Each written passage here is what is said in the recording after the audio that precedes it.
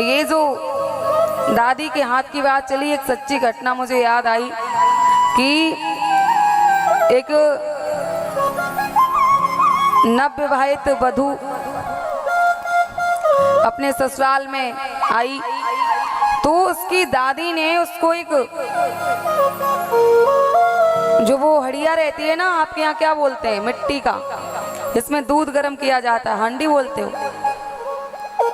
है ना, उसमें जब दूध गर्म करते थे, बरोशी बनाते थे, उसके ऊपर उसको रखते थे, दूध गर्म हुआ करता था।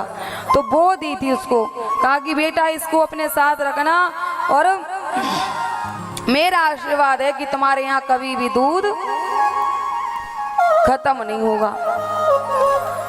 अब वो उस हांडी को बड़े सवाल के रखे,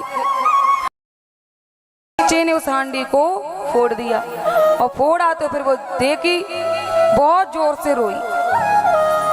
और जब माताएं रोती हैं तो फिर ऐसे थोड़ी नहीं रोते हैं कि आंसुओं से रोएं ना, पूरा भजन गाते हैं और कहीं गाने में बेसुरी नहीं होती।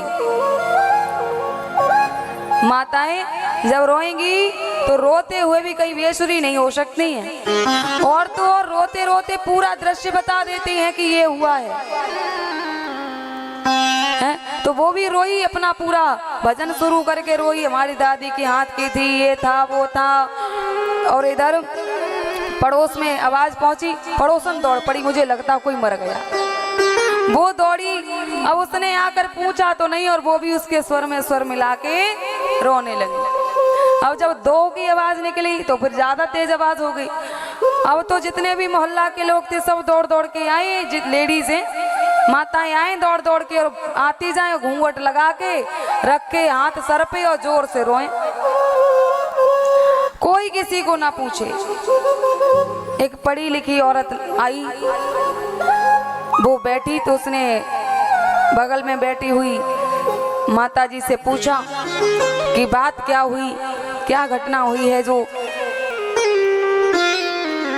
ये रो रही हैं। तो कहा कि पता तो मुझे भी नहीं है, मेरे तो बगल की जो पड़ोसन है वो दौड़ी तो हम भी पीछे से दौड़ पड़े। तो कहा इनको पूछो, उनसे पूछा, कहा हमको भी नहीं पता, हम तो उसको देख के दौड़े। अब सब एक दूसरे के ऊपर टाले, तो उसने कहा भैया ऐसा करो, इसी को पूछ लो। उसको पूछा गया कि हाँ क्यों रो रही है, हो गया, कौन मर गया? कहा मरा कोई नहीं है, लेकिन मेरी दादी के हाथ की हांडी फूट गई, इसलिए रो रहे हैं।